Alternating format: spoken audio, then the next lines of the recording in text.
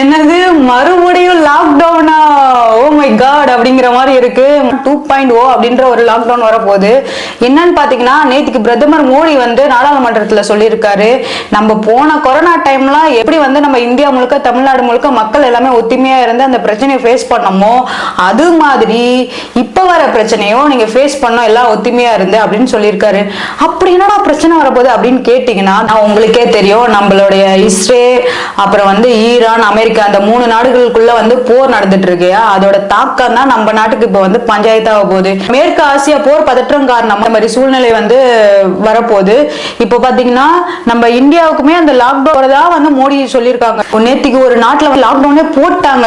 என்னன்னு பாத்தீங்கன்னா, இந்த மேற்கு ஆசியா போர் பதற்றம் காரணமா நாடு இருக்கு இல்லையா, எப்பா இதுக்கப்புறம் எங்களால சர்வே பண்ண முடியல, எங்க ஊருக்கு பெட்ரோலும் வரல, சிலிண்டரும் வரல, நாங்க எப்படி மக்கள் குழப்பம் நடத்துறது அப்படிங்கிற மாதிரி அந்த பிலிப்பைன் நாட்டுல வந்து லாக்டவுனே போட்டாங்க. இன்னும் இந்த போர் வந்து நீடிச்சா அதுக்கப்புறம் 14 நாடு சொல்லியிருக்காங்க. அந்த 14 நாடுகளுக்கு போரோட தாக்கம் வந்து ஏற்படும். அப்படின்னா பெட்ரோல் கிடைக்காது, டீசல் கிடைக்காது, நம்ம சாப்பிடுற பொருள் உணவுப் பொருட்கள் இல்லையா, அதுவுமே ஏற்றுமதி இருக்குமெல்லாம் ஸ்டாப் பண்ணிட போறாங்க. எல்லாமே சோத்துக்கு திண்டாட போறோம், அந்த மாதிரிதான் இருக்கு. அந்த 14 நாடுகள் என்னன்னா பாத்தீங்கன்னா, நம்ம இலங்கையா இருக்கட்டும், பாகிஸ்தானா இருக்கட்டும், இந்த மாதிரி வந்து 14 நாடு அறிக்கை விட்டுருக்காங்க. அந்த 14 நாடுமே இந்த மாதிரி பிரச்சனை தான் நம்ம ஃபேஸ் பண்ணிட்டு இருக்கோம். திடீர்னு நாங்க வந்து எங்க நாடுகளுக்கும் லாக்டவுன் போடுற ஒரு சூழ்நிலை வந்து வரப்போகுது அப்படின்னு சொல்லியிருக்காங்க. இந்த போர் அதிகமா ஆயிடுச்சுன்னா கண்டிப்பா லாக்டவுன் இந்த 14 நாடு போட்டுரும். மற்ற நாடை கம்பேர் பண்ணும்போது நம்மளோட இந்தியாவில மட்டும் வந்து மக்கள் தொகை வந்து அதிகமா இருக்காங்க. அதையும் பொருட்படுத்தாம நம்ம மோடி ஐயா என்ன பண்றாங்க, இப்பவுமே இந்த மாதிரி ஒரு சுச்சுவேஷன்லயுமே வந்து இது போர் ஏற்பட்டு இருக்கு இல்லையா, இந்த மாதிரி சுச்சுவேஷன்லயுமே நம்மளோட மக்களுக்கு சிலிண்டரா இருக்கட்டும், டீசலா இருக்கட்டும், நம்ம இந்தியா மக்களுக்கு வந்து எந்த ஒரு தடை இல்லாம இந்த இதெல்லாம் வந்து விநியோகம் பண்ணிட்டு இருக்காங்க. இந்தியாவே ஆளும் நம்மளோட மக்கள் சேவை வந்து கரெக்டா இப்போ இந்த மாதிரி சூழ்நிலையை வந்து மோடி அரசு வந்து கையாளுறாங்க. மோடி என்ன பண்றாங்க, இது மட்டும் இல்லாம நம்மளோட அண்டை தேசம் இலங்கையா இருக்கட்டும், வங்காள விரிகுடா இருக்கட்டும், விலையில்லா கச்சா எண்ணெய் இலவசமா கொடுத்துட்டு இருக்காரு அந்த நாடுகளுக்கு நம்ம மோடி அரசு. மோடி என்ன பண்றாரு, நம்ம ஏன்டா அடுத்த நாட்டுக்கு போய் பிச்சை எடுத்துட்டு இருக்கணும் அப்படின்ற ஒரு ஐடியாவோட மாதிரி பிரச்சனைல அண்டை நாடுல உள்ள தலைவர்கள், அரசியல் தலைவர்கள் என்ன பண்றாங்க, பிரதமர்கள் என்ன பண்றாங்க, ஈரான் கிட்ட வந்து ஹெல்ப் கேட்கறாங்க. எங்களுக்கு வந்து இந்த பெட்ரோலை கொடுங்க, எங்களுக்கு வந்து இந்த டீசலை கொடுங்க, எங்களுக்கு சிலிண்டரை கொடுங்க, இதெல்லாம் கொடுத்தீங்கன்னா எங்க நாடு வந்து கஷ்டப்படாத இருக்குன்னு கேட்டுட்டு இருக்காங்க. பட் நம்ம மோடி ஐயா என்ன பண்ணாரு, ஒரு போன் கால்ல எல்லா பிரச்சனையும் சால்வ் பண்ணிட்டாரு. இந்த போர் பதற்றம் அதிகமாயிடுச்சுன்னா எப்ப சூழ்நிலை தெரியும் இல்லையா, நமக்கு எப்ப என்ன ஆகும்னே தெரியாது. அந்த மாதிரி நிலைமையில தான் நம்ம இந்தியாவும் இருக்கு. அதுக்காக மோடி என்ன சொல்றாரு, நம்ம ஏன்னா அவங்கிட்ட போயிட்டு பிச்சை எடுக்கணும். மோடி ஐயா அவர்கள் சொல்லியிருக்காங்க, 70 கோடி மதிப்புல வந்து இந்த கப்பலை வந்து உருவாக்க போறதா வந்து ஒரு ஸ்டெப் எடுத்து வச்சிருக்காரு. அது கன்ஃபார்மா என்னன்னு தெரியல. இப்படி பண்ணா நம்ம இந்தியா மக்கள் வந்து கஷ்டப்படாத இருப்போம் அப்படின்ட்டு சொல்றாரு மோடி. எதுக்கு இந்த கப்பல் அப்படின்னா, நம்ம எரிபொருள்னா மற்ற நாடை சார்ந்து அவங்கள்ட்ட இருந்ததுன்னா நம்ம எரிபொருள் நம்ம இந்தியாவுக்கு வருது, அதை ஏன் வந்து நம்ம அவங்கள்ட்ட எடுக்கணும், நம்மளே வந்து எரிபொருள் கப்பலை உருவாக்கி நம்ம நாட்டுக்கு நம்ம வந்து தடையில்லாம வழங்கணும் அப்படின்ற ஒரு ஐடியாவில் இந்த ஒரு திட்டத்தை வந்து மோடி வந்து ஒரு ஃபர்ஸ்ட் ஸ்டெப் எடுத்து வச்சிருக்காரு. அது இன்னும் அமுலுக்கு வரல, பட் இப்படி பண்ணா நல்லா இருக்கும் அப்படின்னு சொல்லியிருக்காரு. மேற்கு ஆசிய போரின் காரணமா வந்து மற்ற நாட்டு அரசியல் தலைவர்லாம் என்ன பண்றாங்க, மண்டியை பிடிச்சுக்கிட்டு ஐயோ என்னடா பண்றது அப்படின்ற மாதிரி யோசிச்சுட்டு இருக்காங்க. இந்தியாவுக்கு ஓரளவுக்கு வந்து மோடி வந்து இந்த பிரச்சனையை கொஞ்சம் ஃபேஸ் பண்ணி வச்சிருக்காரு. இது மட்டும் இல்லாம நம்மளோட போக்குவரத்து துறை அமைச்சர் என்ன சொல்லியிருக்காருன்னா, யாருமே வந்து பதட்டப்படாதீங்க, நம்ம கிட்ட ஸ்டாக் இருக்கு, நம்ம சேமிச்சுதான் வச்சிருக்கோம், கச்சா எண்ணெய் வந்து நம்ம கிட்ட இருக்கு, அதனால இந்தியா மக்கள் வந்து யாரும் பதற்றப்படாதீங்க, நம்ம ஒரு 2 மாசத்துக்கு யூஸ் பண்ற அளவுக்கு வந்து ஸ்டாக் சேமிச்சு வச்சிருக்காங்க கச்சா எண்ணெய் அப்படின்னு சொல்லிட்டு போக்குவரத்து துறை அமைச்சர் வந்து சொல்லியிருக்காரு. இந்த மேற்காசிய பதற்றம் காரணமா என்ன பண்றாங்க, நம்ம இந்தியாவோட கப்பல் வந்து ஹார்மோஸ் நீரினை வந்து ஈஸியா வந்து கடந்து வர முடியுது அப்படின்னு சொல்றாங்க. ஆனா வந்து மற்ற நாடுகளுக்கு வந்து அதை அலோ பண்ணல இந்த ஈரான். ஆனா இந்தியாவுக்கு மட்டுமே இது வந்து ஈஸியா வந்து கப்பலை வந்து கடக்கிறதுக்கு வந்து உதவி பண்றாங்க.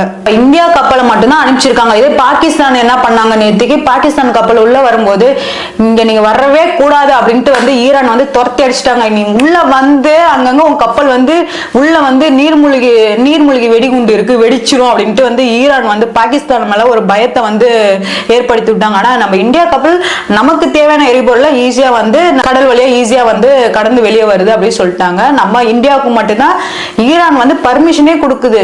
காரணம் யாரு தெரியுமா? நம்ம மோடிஜி. பிரச்சனை காரணமா வந்து நம்ம மோடி ஐயா என்ன பண்றாருன்னா, பெட்ரோலா இருக்கட்டும், டீசலா இருக்கட்டும், சிலிண்டரா இருக்கட்டும், வந்து விலையை வந்து அதிகமா ஏத்தாம இன்னும் நம்ம 100 ரூபாய் பெட்ரோல்னா 100 ரூபாய் பெட்ரோல் தான் போடுறோம். சோ இந்த மத்த நாடுகள்ல இந்த 100 ரூபாய் இருக்கிறது 300 ரூபாவா இருக்கு, 500 ரூபாவா இருக்கு, அந்த மாதிரி மாறிடுச்சு. அதுமே இப்ப வாங்குறதுக்கு அங்க ஸ்டாக் இல்லாம, கச்சா எண்ணெய் இல்லாம 14 நாடுகளுக்கு வந்து லாக்டவுன் அறிக்கை விட்டுருக்காங்க. அதுல முதல் நாடு லாக்டவுன் போட்டாங்க. அது அடுத்த டார்கெட் நம்ம இந்தியா. நம்ம இந்தியாவில் இன்னும் வந்து அதே விலையை வந்து அதிகமா ஏத்தாம நார்மலா நம்ம பெட்ரோல் ஒரு லிட்டர் 100 ரூபாய்க்கு வாங்குறோம்னா அந்த விலையோட அப்படியே மெயின்டைன் பண்றது. சிலிண்டரா இருக்கட்டும், பெட்ரோலா இருக்கட்டும், டீசலா இருக்கட்டும், நம்ம இந்தியாவில மட்டும் இன்னும் விலை ஏத்தாம வச்சிருக்காங்க. அதுக்கு காரணம் யாருன்னா நம்ம மோடி ஐயா தான். ஆனா இவ்வளவு பண்ற இந்த மோடியை என்ன பண்றாரு? சோ எதிர்கட்சி தலைவரான ராகுல் காந்தி என்ன சொல்லியிருக்காருன்னா, மோடி நீ வந்து இப்ப எலெக்ஷன் தேர்தல் வர்றதுனால 5 மாநில பொது தேர்தல் வருது, அதனால நீ வந்துட்டு இந்தியாவுக்கு என்ன பண்ற, விலையில்லா பெட்ரோல் கொடுக்குற, விலையில்லா டீசல் கொடுக்குற, விலை வந்து உயர்த்தாம வந்து சிலிண்டர் கொடுக்குற, டீசல் கொடுக்குற, பெட்ரோல் கொடுக்குற அப்படின்னு வந்து எதிர்கட்சி தலைவர் ராகுல் காந்தி சார் வந்து மோடி மேல குற்றச்சாட்டு வச்சிருக்காரு. அது வந்து வெறும் வாய்ஸ் சவடால் தான் யா, ஆனா நடைமுறையில செயல்முறையில நீ ஒன்னும் பண்ணல அப்படின்ட்டு நம்ம ராகுல் காந்தி சார் வந்து மோடிஜியை பார்த்து சொல்றாரு. பண்ண மோடிய நம்ம தமிழ்நாட்டு எக்ஸ்-சிஎம் ஸ்டாலின் ஐயா அவர்கள் என்ன சொல்லியிருக்காங்கன்னா, நீ இதெல்லாம் பண்றது நான் வந்து உனக்கு கண்டனம் தெரிவிக்கிறேன்ப்பா அப்படின்னு சொல்லிட்டு ஸ்டாலின் ஐயா சொல்லியிருக்காரு. அதாவது மோடி ஐயா எதுக்கு தயாரா இருக்கணும்? ஒன்றிய அரசா இல்ல நம்ம நாட்டு மக்களா அப்படின்ற மாதிரி கேள்வி கேட்டிருக்காரு ஸ்டாலின் ஐயா. இவ்வளவு பண்ண மோடி அரச ஸ்டாலின் ஐயா அவர்கள் என்ன சொல்லியிருக்காங்கன்னா, மக்களை வந்து பாதுகாக்க மோடிஜி ஐயா அவர்கள் நீங்க என்ன முயற்சி எடுத்திருக்கீங்க, என்ன நடவடிக்கை எடுத்திருக்கீங்கன்னு கேட்கிறாரு ஐயா. மோடிஜி ஐயா அவர்கள் ஒரு போன் கால்ல இந்த பிரச்சனையை சால்வ் பண்ணி, ஐயா ஒரு 2 மாசத்துக்காவது எங்க மக்களை வந்து பாதுகாக்கணும், பெட்ரோல் டீசல் கொடுங்கயான்னு சொல்லிட்டு பிரச்சனை இல்லாம அந்த எடுத்துட்டு வந்து அது வந்து அந்த நாட்டுல இருந்து நம்ம நாட்டுக்கு வந்து அதை இறக்குமதி பண்ணி சேகரிச்சு வச்சிருக்காங்க கச்சா எண்ணெய. நீங்க இப்படி ஒரு கேள்வி கேட்கலாம் ஐயா. இருந்து என்ன தெரியுது மக்களே, நம்ம தமிழ்நாட்டு முதலமைச்சர் ஐயா வந்துட்டு நம்ம தமிழ்நாட்டுல இல்ல போல, எங்கேயோ வெளிநாட்டுல இருக்காருன்னு நினைக்கிறேன். சோ இந்த செய்தியெல்லாம் கேட்கும் போது அவருக்கு புரியும்னு நினைக்கிறேன்.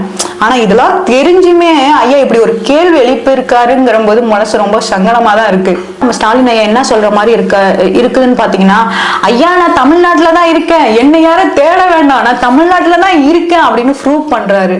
எனக்கு புரியல, இப்படி ஒரு பிரச்சனை நடக்குதுங்கிற போது நீங்க வந்து எந்த டீம் எந்த மேட்ச் ஆடுறீங்கன்னே உங்களுக்கே தெரியலங்க ஐயா. அந்த மாதிரிதான் இருக்கு தமிழ்நாடு. மக்களே வந்துட்டு நம்ம ஸ்டாலின் ஐயா அவர்கள் நிறைய நன்மைகள் பண்ணியிருக்காங்க, தமிழ்நாட்டுக்காக ஓடா உழைச்சி தேஞ்சு போயிருக்காங்க. ஓகேங்களா? சோ நான் என்ன சொல்றேன்னா, தமிழ்நாட்டுக்கு ரொம்ப பாடுபடுறாரு, மக்களுக்கு நிறைய சேவைகள் செஞ்சாலும் நம்ம இந்தியா முழுக்க பார்க்க போடுறது யாரு? நம்ம பிரதமர் மோடி தான். சோ அவர் வந்து இந்த மாதிரி பிரச்சனை வரும்போது ஈஸியா வந்து கையாளுட்டு இருக்காங்க. சோ இருந்தாலும் நான் என்ன சொல்றேன்னா, மக்களே யார் யார் வீட்டுல வந்துட்டு மளிகை ஜாமான்லயே வாங்கி ஸ்டாக் பண்ணி வச்சுக்கோங்க, சிலிண்டர்லயே வாங்கி ஸ்டாக் பண்ணி வச்சுக்கோங்க. அந்த சிலிண்டர் இல்லைன்னா கரண்ட் அடுப்பு வாங்கி வச்சுக்கோங்க, இல்லைன்னா மண் அடுப்பு வாங்கி வச்சுக்கோங்க, விறகு எல்லாமே வாங்கி வச்சுக்கோங்க. எப்ப என்ன நடக்கும்னு தெரியாது. அதாவது ஒரு வாரம் வந்து அமெரிக்கா, ஈரான், இஸ்ரேல் வந்து ஒரு வாரம் தான் நான் போர் பண்ணாம இருப்பேன்னு வந்து அங்க சவால் விட்டுருக்காங்க. சோ அதனால வந்துட்டு திடீர்னு எப்ப நாளைக்கே கூட போர் ஸ்டார்ட் ஆயிடுச்சுன்னா ஜோலி முடிஞ்சிச்சு அப்படின்ற மாதிரி தான் இருக்கும்.